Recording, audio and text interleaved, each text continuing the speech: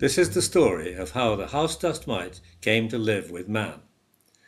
In reality, the mite looks like this. It has no eyes, doesn't breathe, never drinks, and lives for only a few short weeks.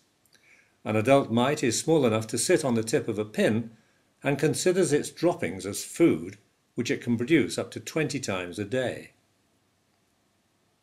10,000 years ago, the mite lived in rats' nests, birds' nests, or any nest as long as it was warm, dark, and damp.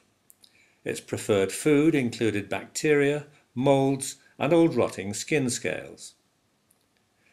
When man stopped his wandering and settled down to make a home, the mite came to live in his nest too. But because of the mite's presence, some people itched, sneezed, coughed, and wheezed. The Greeks were the first to name wheezing asthma, but they didn't know what caused it, and often sent asthmatics to bed to rest, which may have caused more problems. The Victorians, who were always looking through microscopes, were the first to discover the existence of the mite. But they didn't find it very interesting and considered it of little consequence to human health. In the early 20th century, doctors accused the house dust mite of causing allergy. It was finally condemned as an unwanted pest.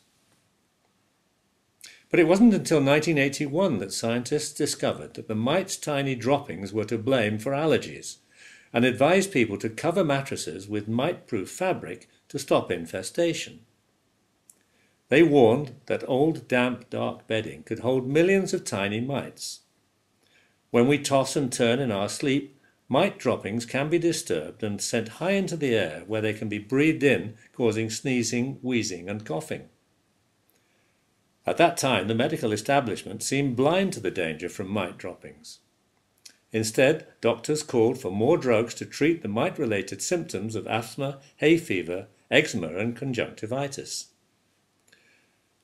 But the scientists continued their warning, saying it's not just beds, but other nesting sites, such as soft toys, slippers, upholstered furniture, and pillows.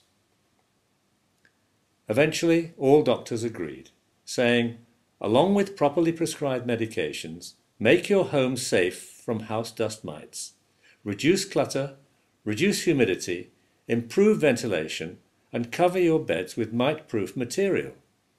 Don't let the mite make a nest out of your home. Otherwise, you're no better off than the caveman of 10,000 years ago.